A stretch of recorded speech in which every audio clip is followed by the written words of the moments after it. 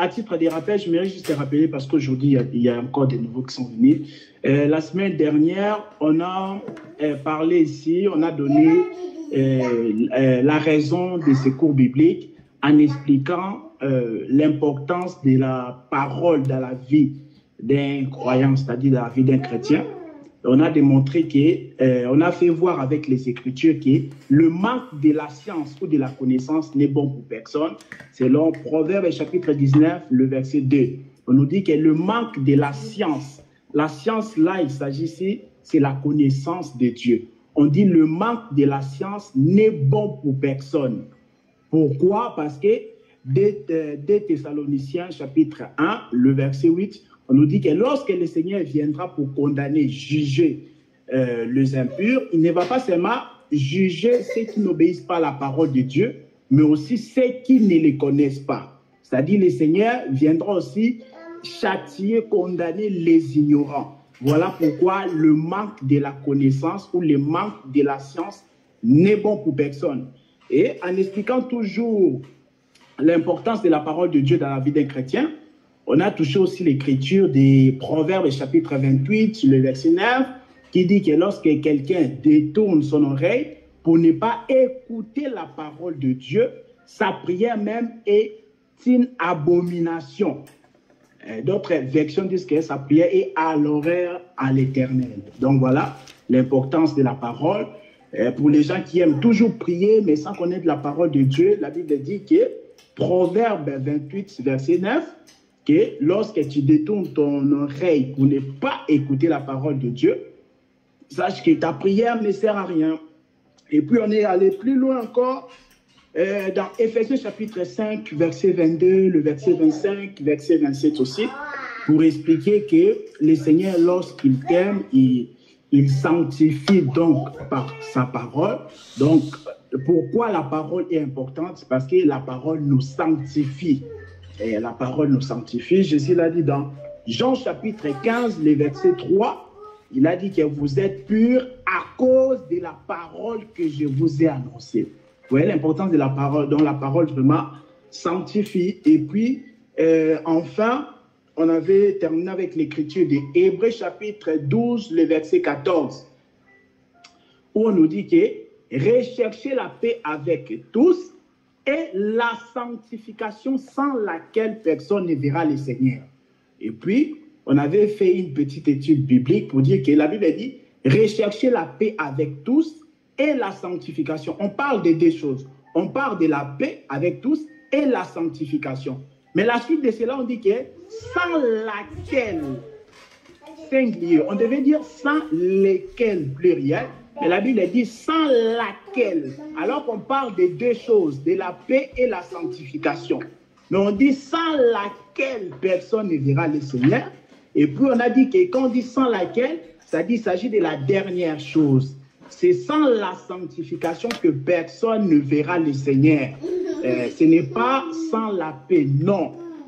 Parce que la paix ne dépend pas toujours de nous.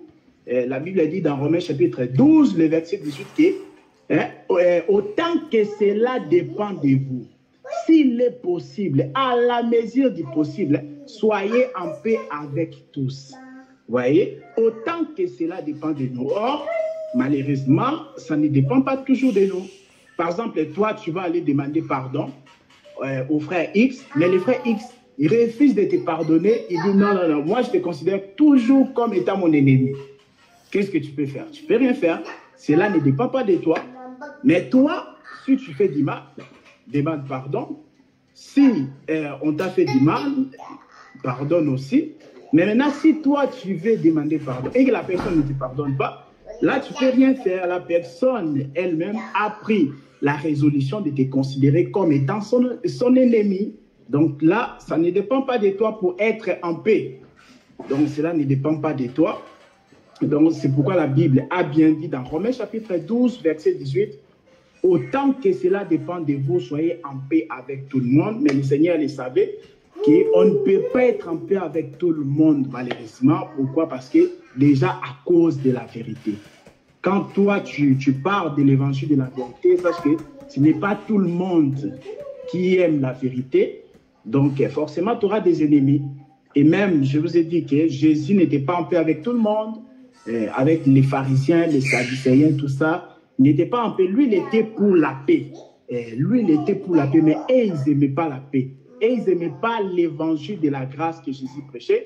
Ils appelaient ça une nouvelle doctrine parce qu'ils étaient habitués avec la loi de Moïse. Donc voilà, c'était un peu ça, ce qu'on avait parlé la fois passée concernant l'importance de la parole de Dieu. Alors, aujourd'hui, on avait dit qu'on va commencer sur l'origine de Dieu.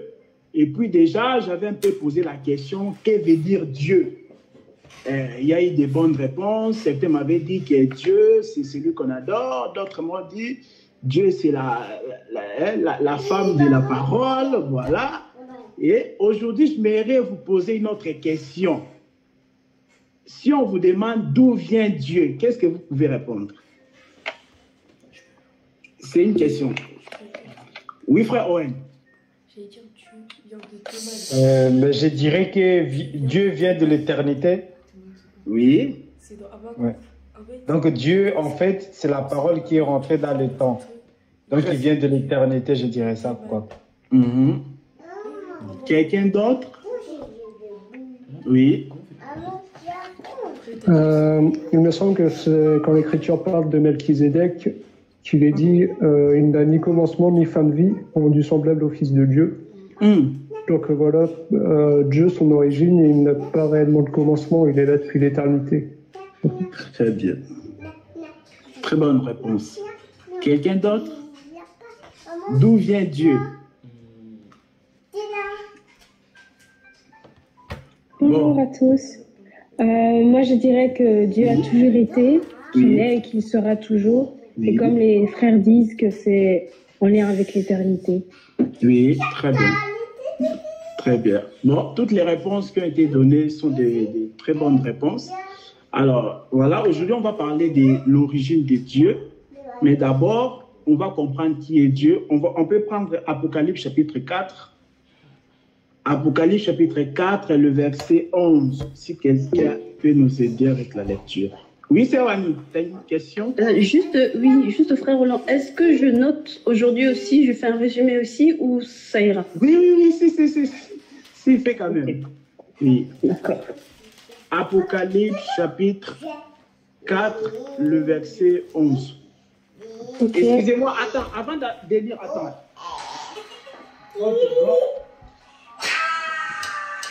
N'importe quoi.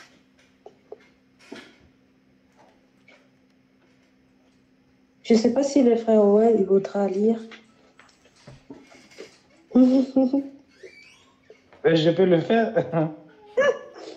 Pour toi, hein? Oui, mais non, parce que moi aussi, j'ai déjà des versets.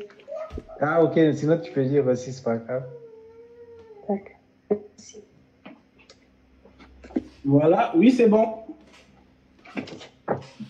Je devais l'ouvrir.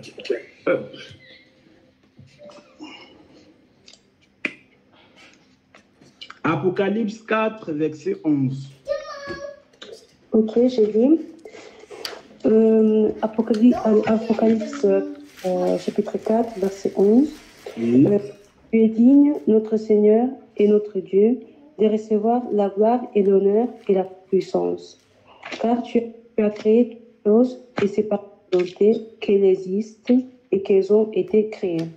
Oui, tu peux répéter, s'il te plaît. Ok. Tu es digne, notre Seigneur et notre Dieu, de recevoir la gloire et l'honneur et la puissance. Car tu as créé toutes choses et c'est par ta volonté qu'elles existent. Voilà. Et qu'elles ont été créées. Amen. Dans Apocalypse 4, 11, on dit que Dieu dit notre Seigneur, notre Dieu, de recevoir la gloire, l'honneur, la puissance. Pourquoi? Parce que tu as créé toutes les choses.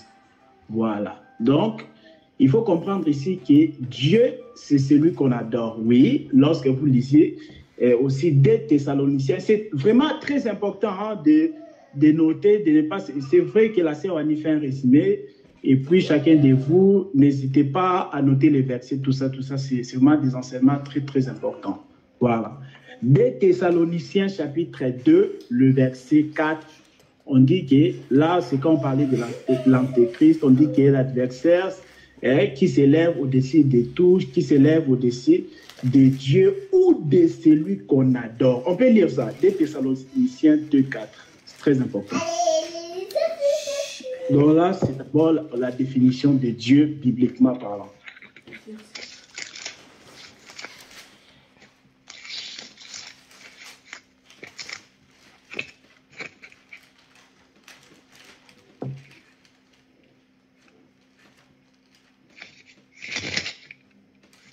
Alors, je peux lire si vous voulez. Oui, 2 Thessaloniciens.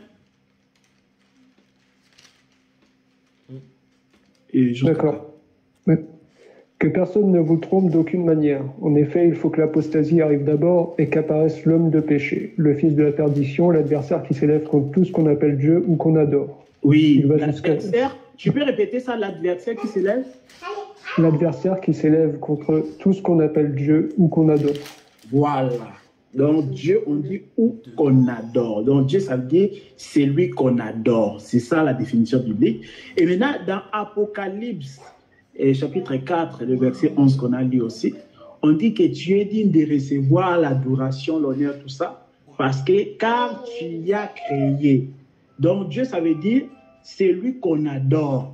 Mais vous êtes d'accord avec moi? Pour qu'on puisse l'adorer, il faut qu'il puisse avoir les créatures. Par exemple, aujourd'hui, il y a des êtres qui se disent Dieu. Hein, Paul aussi, à son temps, il le savait. Lorsque vous lisez 1 Corinthiens, chapitre 8, à partir du verset 5, là, il dit qu'il y a des êtres sur cette terre qui s'appellent Dieu. Mais pour nous, nous savons qu'il n'y a qu'un seul Dieu. Tu vois? Donc, aujourd'hui aussi, il y a des êtres qui se font appeler Dieu. Mais comment ça se fait qu'ils se font appeler Dieu? C'est parce qu'il y a des adeptes. Parce qu'il y a les idolâtres qui les adorent. Vous êtes d'accord? Voilà, donc quand il n'y a personne pour t'adorer, tu ne peux pas être Dieu. Même les faux dieux là, ils se font appeler Dieu parce qu'ils ont l'air partisans, ils ont l'air adeptes, ils ont l'air idolâtres qui sont là pour les adorer. Donc c'est comme ça, ils sont Dieu. Donc Dieu, ça veut dire c'est lui qu'on adore. Mais pour qu'on puisse l'adorer, il faut qu'il y ait les créatures de Dieu. C'est ça. Donc, comme vous avez dit, Dieu vient de l'éternité. Avant, Dieu, il était à l'éternité. Dieu, c'est-à-dire, avant, on ne l'appelait pas Dieu, il était éternel. Il était la parole. Éternel, ça veut dire, c'est lui qui n'a ni commencement, ni fin. Et lorsque aussi vous lisez Jean chapitre 1, le verset 1, la Bible dit, au commencement était la parole.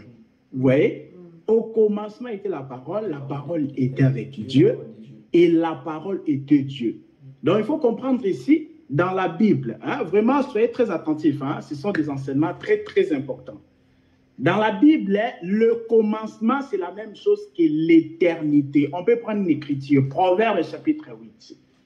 Verset... Désolé, avant d'aller plus loin, est-ce que je peux poser une question? Oui, c'est Francine. Désolé.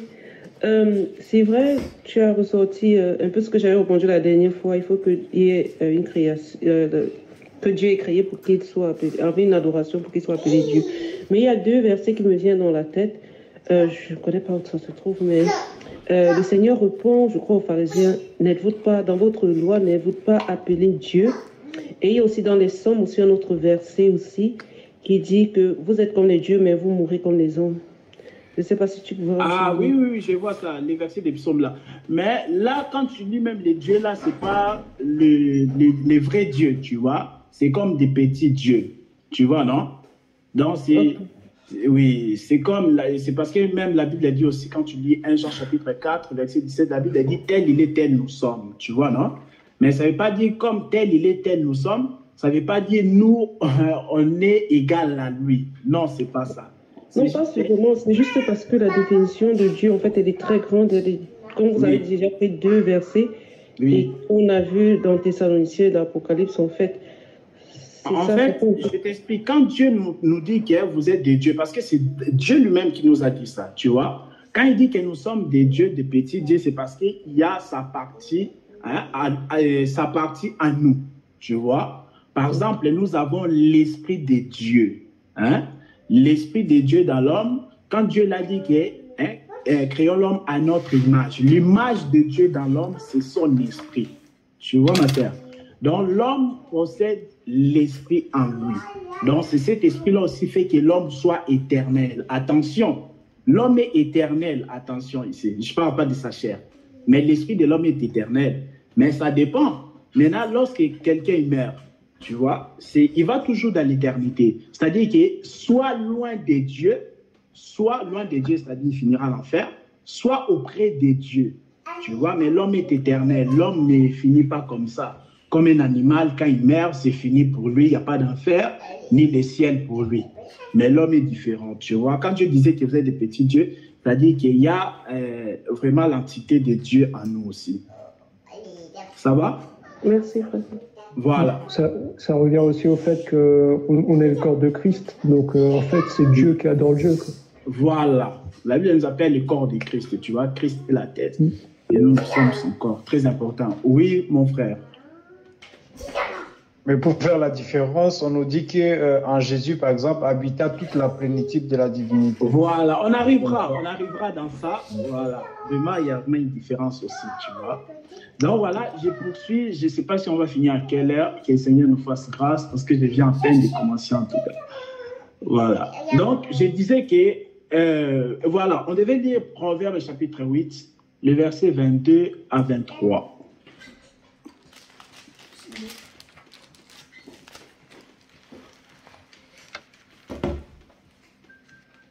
C'est lui qui trouve, hein, il peut lire. Ah ouais, je peux lire.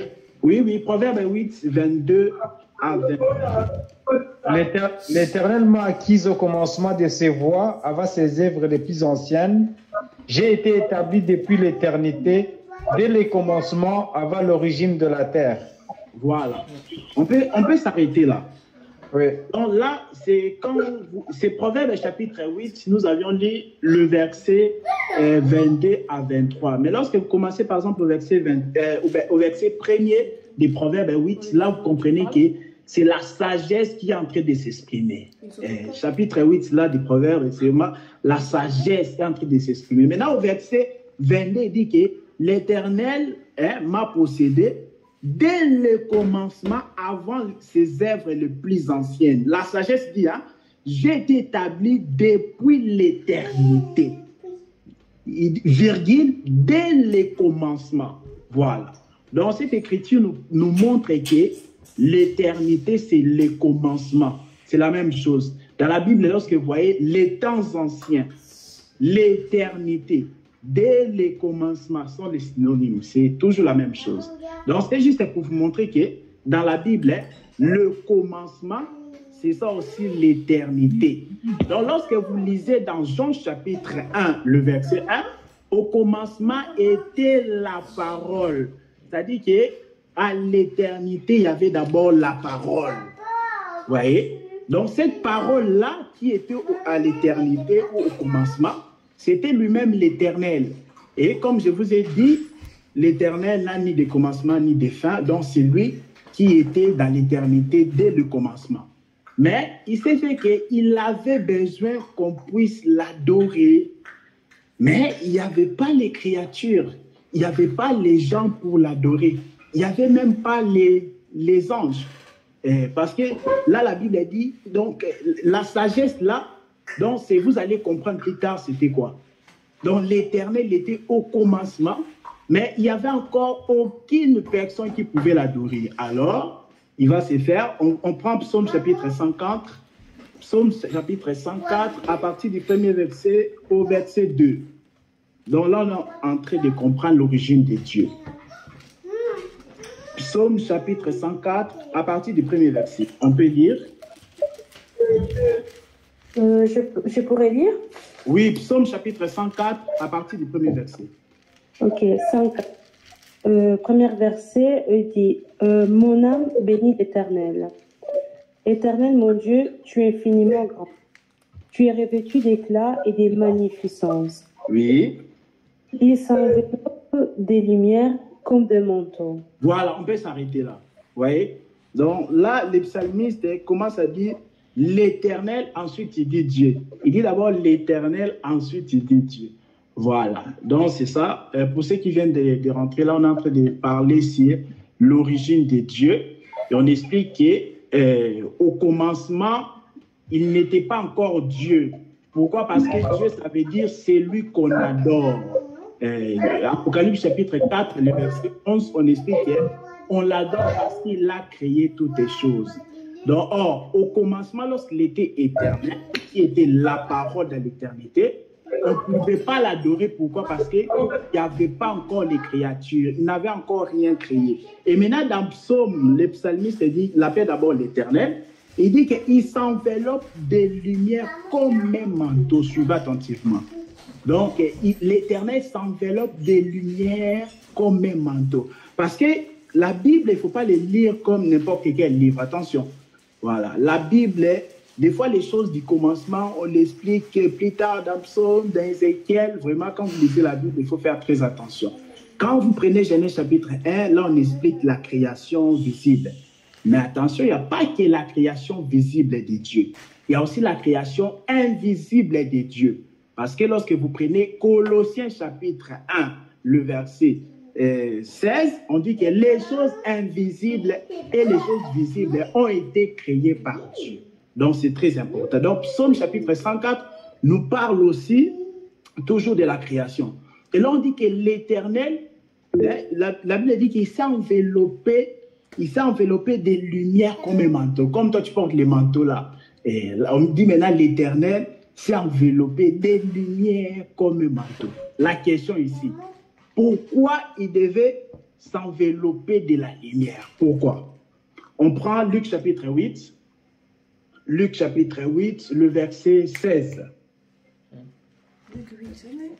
Pardon, est-ce que vous pouvez répéter le chapitre, Luc? Luc chapitre 8, le verset 16. On est en train de voir l'importance de la lumière, voilà. Parce que l'Éternel va s'envelopper de la lumière, comme un manteau. Et puis, on est en train d'expliquer le pourquoi de cela. Alors, Luc chapitre 8, le verset 16, il est dit quoi? Je peux lire? Oui.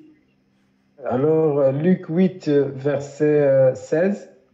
Personne, après avoir allumé une lampe, ne la couvre d'un vase ou la met sous un lit, mais il la met sur un chandelier afin que ceux qui entrent voient la lumière. Voilà. Luc chapitre 8, le verset 16, on nous montre la mission ou le devoir de la lumière. On dit que la lumière n'est pas là pour être cachée. On ne peut pas allumer la lumière pour mettre un vase dessus, ni pour le cacher sous un lit.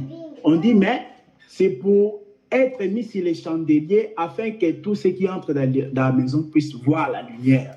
Donc, ici, dans Psaume chapitre 104, le verset 2, lorsqu'on dit que l'Éternel s'est enveloppé de la lumière comme un manteau, comprenez seulement, c'était pour éclairer ce qui était caché. Ce qui était caché, c'était quoi? C'était la création de Dieu. Voilà, parce qu'en soi, la création était en Dieu, mais sauf que ce n'était pas encore manifesté. Vous voyez? Donc, mais maintenant, l'Éternel va s'envelopper de la lumière pour éclairer. Il y a une question? Oui, non, c'est que vous êtes en train de dire, comme on l'avait aussi lu dans Romains chapitre 1, que Dieu il a dit que par rapport aux païens, que Dieu s'est fait connaître par la création, donc étant invisible, voilà, il s'est fait connaître par la création, mais eux, ils n'ont pas donné la gloire. Voilà. Mais il a fait la même chose. Voilà. Donc, c'est ça. Donc, l'Éternel, lorsqu'il s'enveloppe de lumière, c'est pour éclairer. Le devoir de la lumière, c'est éclairer. Voilà pourquoi aussi, lorsque vous prenez Matthieu chapitre 5, verset 13 jusqu'à 16, on commence d'abord à dire que nous sommes les sels de la terre. Et la Bible dit, et la lumière, nous sommes la lumière du monde. Une ville située sur une montagne ne peut pas être cachée.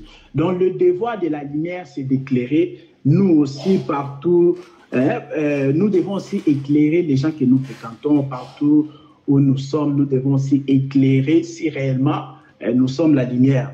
Donc, l'Éternel, qui est la parole du commencement, va se revêtir de la lumière afin de créer, d'éclairer. Éclairer, c'est ça. Donc, éclairer tout ce qui était caché. Donc, c'est seulement lorsqu'il va s'envelopper de la lumière, on peut maintenant l'appeler Dieu.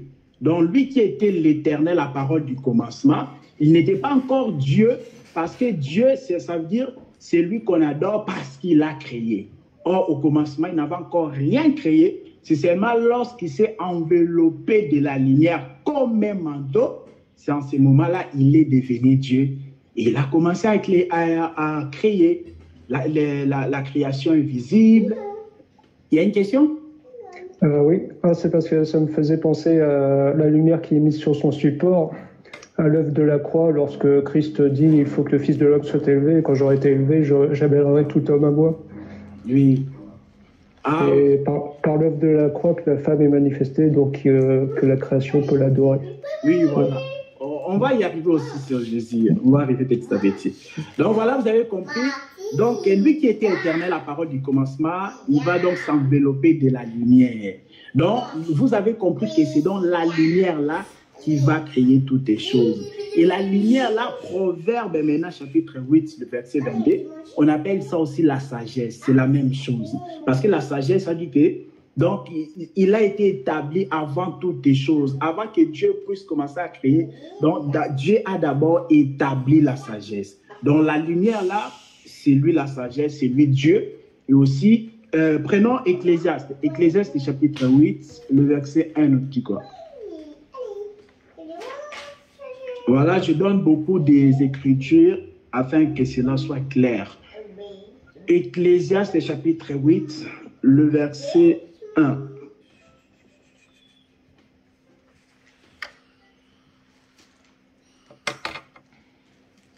Je peux lire? Oui. Qui est comme le sage et sait expliquer les choses. La sagesse d'un homme fait briller son visage et la sévérité de son visage en est transformée. Là, on dit, qui est le sage? C'est lui qui connaît l'explication des choses, c'est ça? Et on dit, la sagesse fait quoi? La sagesse d'un homme fait briller son visage et la sévérité de son visage en est transformée. Voilà, on dit que la sagesse d'un homme fait briller son visage. Vous voyez? Donc, en réalité, la sagesse, c'est la même chose que la lumière. Donc, c'est ça que Dieu s'était d'abord revêtu, ou c'est ça que Dieu a apporté, afin de commencer maintenant à créer. On poursuit Luc chapitre 8, verset 17. On nous dit quoi maintenant? C'est toujours pour expliquer la lumière. Pourquoi Dieu devait se revêtir donc de la lumière. On continue. Luc chapitre 8, le verset 17 maintenant. Moi, je veux bien lire.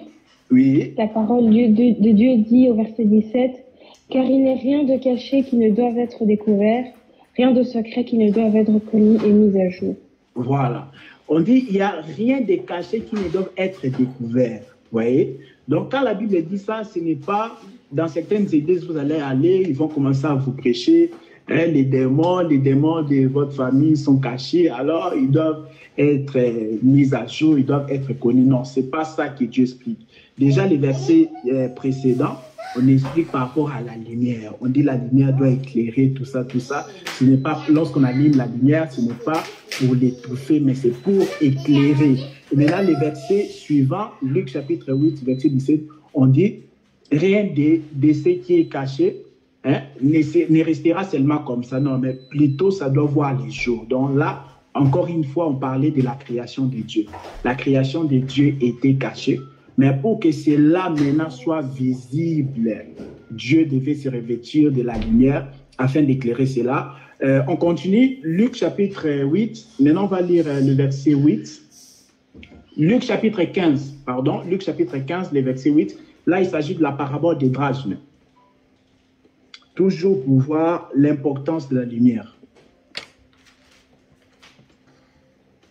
Luc chapitre 15, le verset 8, oui. Je peux lire? Oui. Celui qui trouve, il lit, pas de souci. Ok.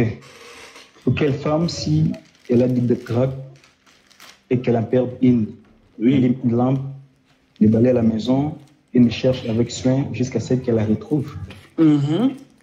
Et la suite, on dit quoi? Lorsqu'elle la retrouve, oui, elle appelle ses amis et ses voisines et dit, réjouissez-vous avec moi. Voilà. Car j'ai retrouvé la drachme que j'avais perdue. Amen. voyez, donc là, dans la parabole de Drachme, je suis en train d'expliquer toujours l'importance de la lumière. Il dit qu'une femme avait 10 drachmes. Drachmes sont des monnaies des Grecs, hein, monnaies grecques. Voilà, les deniers, c'était les monnaies des Romains. Mais drachmes, c'était les Romains, les monnaies des Grecs. Et maintenant là, Jésus dit, il explique l'importance de la lumière. Il dit, une femme avait 10 drachmes, elle a perdu une drachme. Maintenant, pour cela, elle va maintenant allumer la lumière. Vous voyez? Elle va allumer la lampe. Voilà. Donc, vous comprenez toujours l'importance de la lumière. La lumière, c'est pour retrouver ce qui était perdu. Voilà, c'est toujours pour vous expliquer la création de Dieu. C'est-à-dire, la création de Dieu ne se faisait pas voir. La création de Dieu était perdue dans les néants. Mais, Psaume 104, verset 2, on nous dit que Dieu s'enveloppe de la lumière. Donc, c'était vraiment pour éclairer cela. Il y a encore tant d'autres exemples, donc toujours pour vous expliquer, même par rapport à Moïse, lorsque vous lisez aussi Deutéronome, on ne va pas le lire, Deutéronome chapitre 34, le verset 6, la Bible dit que lorsque Moïse est mort, personne n'avait vu là où on avait enterré, donc la sépulture de Moïse donc, était perdue en quelque sorte, c'est-à-dire qu'Israël ne savait pas où est-ce que Moïse était enterré.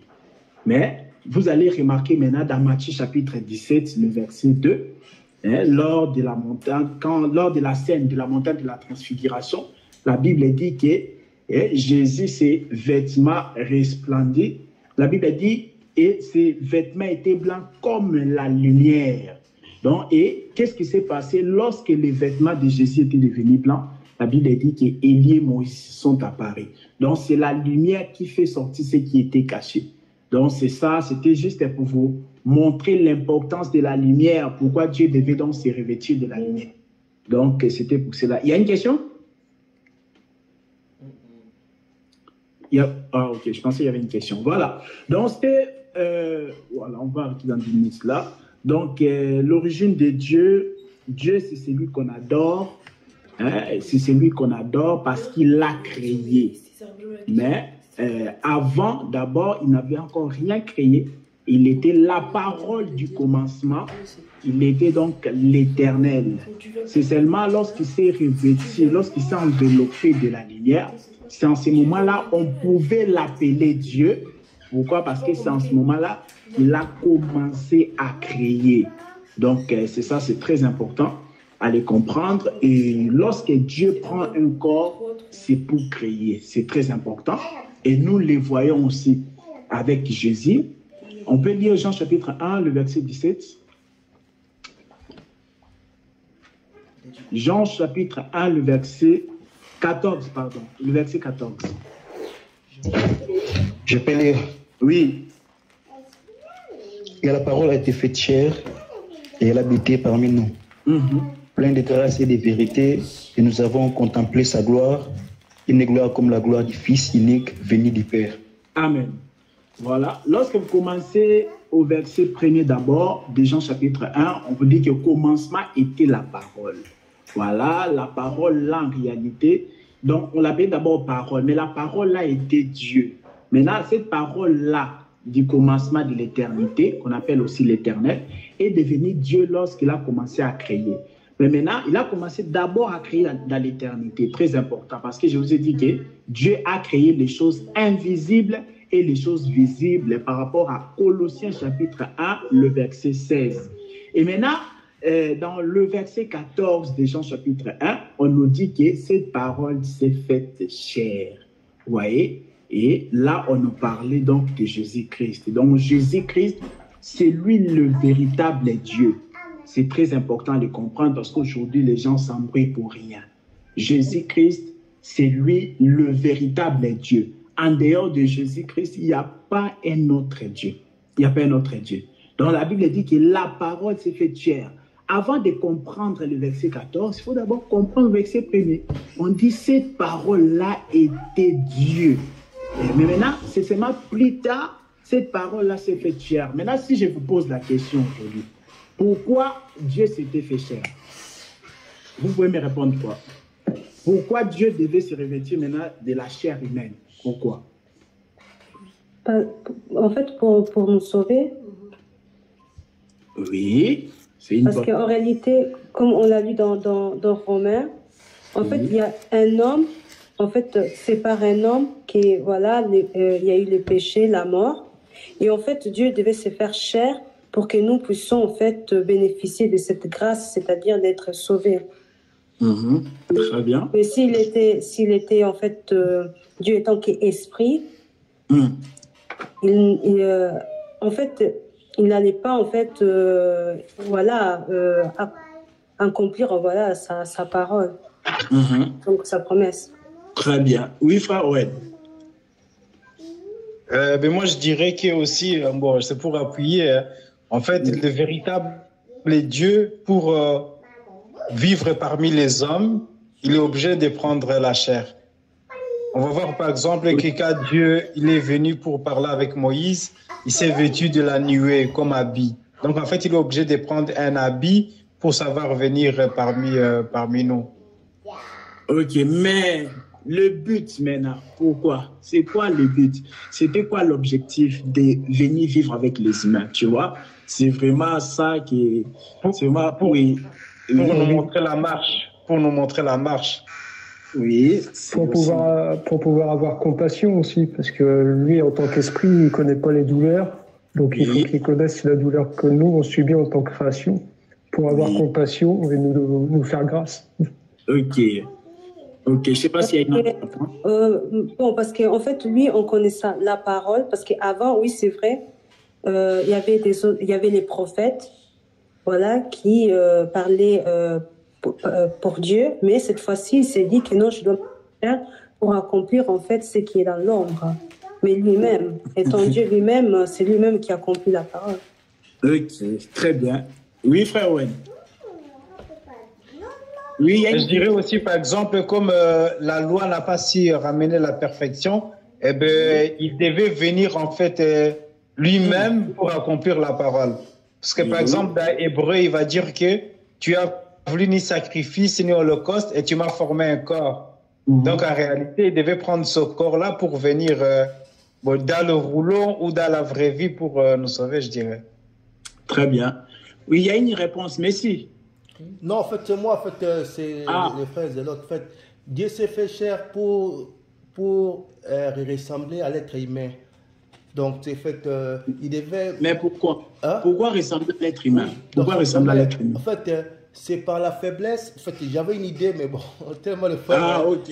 Comme le bien-aimé Owen, donc il est tellement fort, donc il y a des choses qu'il a dit... D'accord, je comprends. Je voulais dire. Il y a beaucoup en fait, c'est plus par la faiblesse, c'est par le fait qu'il s'est fait chair, parce que en fait, dès que j'aurai encore l'idée, je passerai. Ok, oui, tu as perdu le fil, oui. Mais par rapport à ce que le frère Serge il a dit, oui, en fait, j'ai compris parce qu'en réalité, on se faisait chair, par là, c'est la faiblesse. Parce que si, en fait, il était toujours dans la position de Dieu suprême, en fait, il ne pouvait pas, en fait, venir nous sauver. Parce que son objectif, en fait, c'est de faire ceux qui sont incirconcis puissent, en fait, être sauvés, voilà. Donc, oui, incirconcis, c'est-à-dire les païens, c'est ça? Les païens, oui, voilà. Il faut toujours bien éclairer pour les ça. païens. Tout le monde. Oui, donc voilà. Ouais, il y a eu des bonnes réponses qui ont été données. Ça, c'est très important. Étant que chrétien, vous devez mal les comprendre. Très, très important. Et pour comprendre aussi la divinité de Jésus, il faut toujours retourner à la création. C'est-à-dire qu'il faut d'abord comprendre le plan de Dieu. Comment est-ce que le Seigneur a fait ces choses? C'est-à-dire que Dieu, lorsqu'il créait l'homme, en lui, il y a plusieurs attributs. Vous comprenez, non, les attributs de Dieu, ses fonctions, voilà. Il n'y a qu'un seul Dieu, mais il a plusieurs fonctions ou attributs. Mais maintenant, il n'est pas seulement créateur, mais il est aussi sauveur. Ça, c'est très, très important. Donc là, pour expliquer la divinité de Jésus, il faut d'abord retourner à la création pour le comprendre. C'est-à-dire que Dieu qui est créateur, il va donc créer l'homme, tout ça, il va créer Adam, mais en lui, il y a aussi l'attribut du sauveur. Mais comment est-ce qu'il va manifester cela? Donc, il a provoqué la chute d'Adam. J'aimerais vous dire que c'est Dieu lui-même qui avait permis la chute d'Adam. Voilà. Parce que Dieu, je vous ai dit, il a plusieurs attributs. Il a l'attribut du créateur, mais il a l'attribut aussi du sauveur. Mais pour pouvoir manifester cet attribut du sauveur, Dieu devait donc provoquer la chute d'Adam. Parce que ce n'est pas d'abord comme ça, noir sur blanc, on voit qu'Adam avait péché, mais c'est Dieu, quelque part, qui l'avait permis. Parce que Dieu était capable d'empêcher à Satan de venir tenter Adam. Et il était aussi capable d'empêcher Ève à ne pas écouter le serpent. Dieu était aussi capable. Mais tout ça, le Seigneur a laissé pour réaliser son plan de la rédemption. C'est-à-dire que Dieu, en créant Adam, il était aussi déjà sauveur. Mais il fallait manifester cet attribut de sauveur. C'est comme quelqu'un, on dit qu'il est fort, mais il n'a jamais frappé quelqu'un. Vous voyez? Donc, on dit qu'un homme fort, c'est-à-dire que c'est quelqu'un qui a frappé les gens. Parce que, par exemple, dans la Bible appelait Samson l'homme fort. Et puis, nous avons vu réellement ses exploits. Donc, c'est très important. Donc, être sauveur comme ça, sans rien faire, c'est comme un slogan. Et Dieu ne voulait pas que ça reste seulement comme un slogan. Voilà pourquoi Dieu va provoquer dans la chute d'Adam. Donc, tout ça, c'était pour révéler son attribut du sauveur. Et donc, c'est ça la divinité de Jésus. Il faut retourner à l'éternité pour le comprendre. Donc, Dieu est... Oui, il y a une question? Ça me venait, c'est comme avec Pharaon. Dieu endurcit Pharaon afin de manifester sa puissance. Voilà, c'est ça. Oui, c'est ça, c'est la même chose. Oui. Donc, voilà. Donc, pour comprendre la divinité de Jésus, il faut retourner à la création, comprendre que Dieu, lorsqu'il a créé Adam, il n'est pas seulement Seigneur, il n'est pas seulement créateur, mais il est aussi sauveur. Mais il devait donc manifester cet attribut du sauveur. Voilà pourquoi, quelques temps plus tard, la Bible nous dit dans Jean chapitre 1, le verset 14, que la parole s'est faite chair. Lorsque la parole s'est faite chair, là, c'était pour accomplir une mission. C'était pour manifester l'attribut du sauveur, très important. Rappelez-vous que je vous ai dit dans l'éternité, c'est-à-dire dans Psaume chapitre 104, le verset 2, l'Éternel s'est enveloppé de la lumière pour créer, pour manifester ce qui était caché, c'est-à-dire la création, tout ça. Donc comprenez que lorsque le Seigneur prend un corps, c'est toujours pour manifester ce qui est caché. C'est très important. Et aussi, lorsqu'il a pris le corps dans Jean chapitre 1, le verset 14, la Bible dit la parole s'est faite chair, c'est aussi pour manifester ce qui était caché. Ce qui était caché, c'était quoi? C'était son attribut du sauveur. C'est-à-dire, ce qui était caché, c'était le sang, la rédemption. Parce que Hébreux chapitre 9, le verset 22, la Bible nous dit qu'il n'y a pas pardon sans effusion du sang. Depuis les temps anciens, depuis au jardin d'Éden, pour que Dieu puisse pardonner, il fallait toujours que le sang puisse sortir. C'est toujours comme ça que le Seigneur a fait ces choses. C'est pourquoi on demande aux musulmans aussi, mais vous ne croyez pas en Jésus comme étant le sauveur, mais quel est le sang qui vous justifie? Parce que Dieu, pour qu'il puisse te pardonner, il faut qu'un sang pur puisse couler. Ça a toujours été comme ça depuis le commencement. Ça a toujours été comme ça. Donc, Dieu aussi, lorsqu'il vient maintenant dans les temps, parce que dans l'éternité, il avait porté le corps de la lumière pour manifester ce qui était caché, c'est-à-dire la création invisible et la création visible. Et maintenant, lorsqu'il est venu dans le temps, il a porté aussi le corps qu'on appelle Jésus. C'était pour manifester ce qui était caché. Et ce qui était caché, c'était la rédemption. Dans l'éternité, lorsqu'il a porté le corps dans l'éternité, c'était pour manifester la création. Lorsqu'il est venu aussi, il a aussi manifesté la création, c'est-à-dire l'homme nouveau. Voilà pourquoi la Bible nous dit dans 2 Corinthiens chapitre 5, verset 17, si quelqu'un est en Christ, c'est une nouvelle créature. Est-ce que vous comprenez? Vous êtes là? Hein? On finit là. À 30, on finit. C'est Wani, ça va? À 30. On peut aller jusqu'à 30. Voilà, bien qu'il y a beaucoup de choses à dire, de toute façon, on va aller petit à petit. Voilà. La Bible dit dans 2 Corinthiens chapitre 5, verset 17, si quelqu'un est en Christ, c'est une nouvelle créature. Donc, c'est-à-dire que Jésus, lorsqu'il est venu, c'était aussi pour créer l'homme nouveau. Parce que nous, nous ne sommes plus en Adam. Nous, en Adam, on était perdus, mais maintenant, on est trouvé en Christ. Voilà pourquoi si quelqu'un est en Christ, c'est une nouvelle créature. Il n'a plus le passé, c'est comme un bébé. Est-ce qu'un bébé a le passé? Un bébé n'a pas le passé. C'est pourquoi ce n'est pas bien de rappeler toujours les gens leurs anciens péchés. Ça, ce n'est pas bon. Si quelqu'un est en Christ, tu ne dois plus les rappeler ses anciens péchés. C'est-à-dire, Dieu lui-même les considère comme un bébé. Un bébé qui vient de naître aujourd'hui, il n'a pas le passé. La Bible dit que c'est une nouvelle créature. Donc, c'était ça l'œuvre que Jésus était venu faire. Donc, il faut expliquer à ceux qui ne croient pas à la divinité de Jésus que Dieu, ce n'était pas sa première fois de porter un corps. Mais comprenez que lorsqu'il porte un corps, c'est pour manifester quelque chose de précieux qui était caché. C'est très important. Et lorsqu'il est venu dans les temps, il a marché pendant 33 ans. Quand bien même il a prêché, il a fait des miracles, il a multiplié le pain et les poissons, mais le but ultime de Jésus n'était pas ça. Le but de Jésus, c'était de mourir à la croix et verser le sang. C'était pour manifester ce qui était caché en lui. Il devait verser le sang, pourquoi? Parce que sans effusion du sang, il n'y a pas pardon du péché. Hébreux chapitre 9, le verset 22. Donc c'est ça la grandeur de notre Dieu. C'est ça la grandeur de notre Dieu. Donc, il n'est pas seulement créateur. Il n'est pas seulement créateur, mais il est aussi sauveur. Voilà pourquoi, lorsque vous lisez Isaïe, la Bible l'appelle les sauveurs d'Israël, les sauveurs des nations, tout ça. Il est aussi sauveur, mais maintenant, il devait manifester cela pour que cela ne reste pas comme un slogan. Comme je vous ai dit, un champion, c'est quelqu'un qui a remporté, c'est quelqu'un qui a vaincu vraiment. Quand on dit l'homme fort, quand on dit par exemple que David fut le plus fort que Goliath, parce que Goliath aussi était fort, mais David fut plus fort que Goliath. Pourquoi? Parce que David a fait tomber Goliath. Donc ce n'était pas un slogan comme ça, on s'est réveillé et puis on a commencé à dire David fut l'homme le plus fort. Non, on l'appelle l'homme le plus fort parce qu'il a fait tomber le fort qui était Goliath. Donc c'est très important.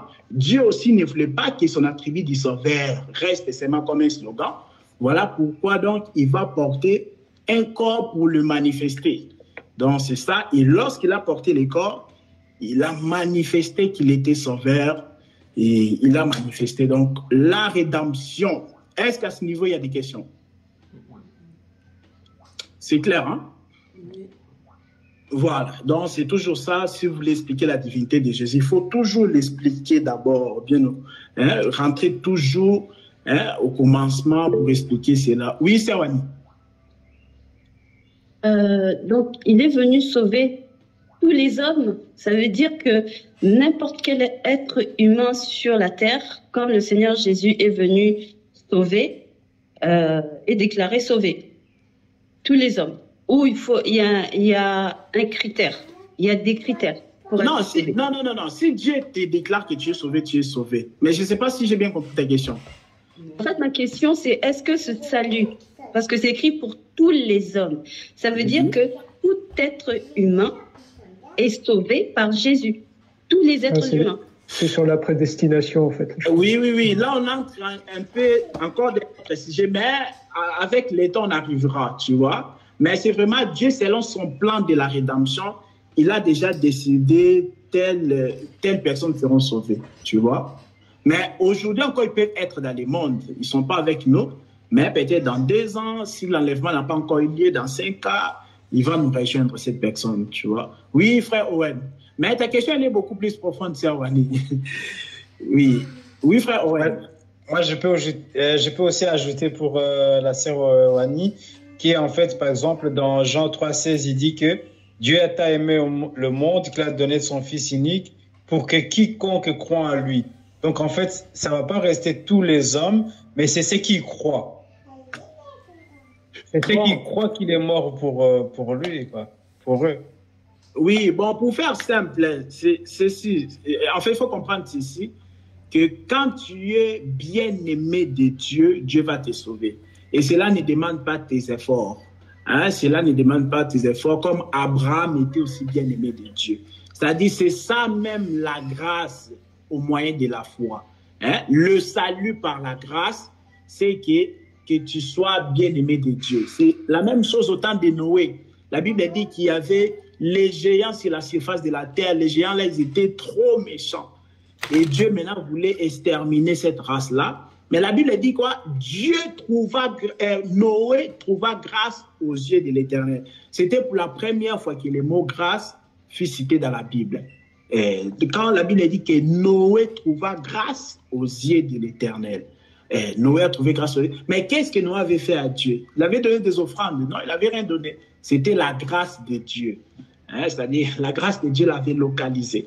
Voilà, donc ce n'est pas par notre effort, mais selon son bon plaisir. Voilà pourquoi Paul va le dire plus tard dans Romains chapitre 9, verset 16, que cela ne dépend ni de celui qui veut, ni de celui qui court, mais de Dieu qui fait miséricorde. Voilà, c'est de Dieu qui fait miséricorde. Mais un jour, on viendra vraiment pour parler de ce sujet-là, la prédestination, beaucoup plus en profondeur. Ça va? Donc là, voilà, on vous a montré un peu déjà la divinité de Jésus. On vous a parlé de l'origine de Dieu. Et ce Dieu-là, c'est lui Jésus-Christ. C'est lui Jésus-Christ, lui qui a marché pendant 33 ans. Le but, c'était pour manifester quelque chose qui était caché.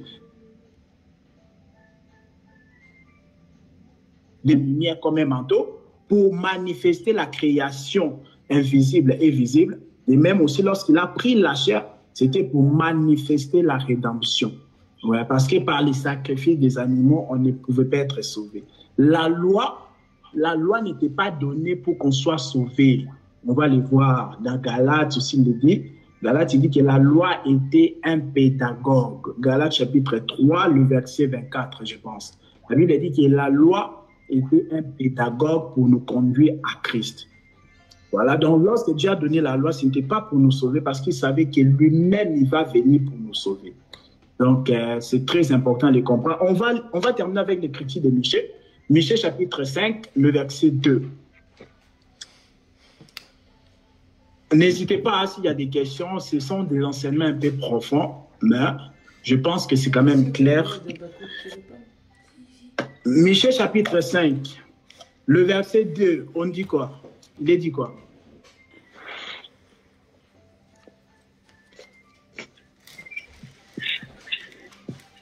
Je peux lire. Je veux bien lire. Oui. Vas-y, Serge, relis. Oui. Mon frère, Joachim, toi, tu vas prendre Matthieu. Prépare Matthieu chapitre 2. Ok. Oui. Serge, relis, je vais lire Michée chapitre 5. C'est pourquoi il les livrera jusqu'au temps où enfantera celle qui doit enfanter, et le reste de ses frères reviendra auprès des enfants d'Israël. Oui, là, tu as lu Michée chapitre 5, le verset 1er, c'est ça? Verset 2. Michée, tu es dans Michée? Oui, chapitre 5. Oui. Le verset 2. Commence au premier verset. Ah, d'accord. Oui. Et toi, Bethléem, Ephrata, c'est ça, oui.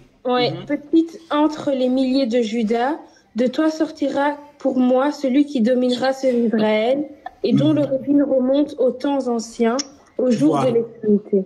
Voilà, dans l'origine, tu peux répéter la fin, dans l'origine... Et dont l'origine remonte aux temps anciens. Aux temps anciens, virgule, on a dit quoi? Au jour de l'éternité. Au jour de l'éternité.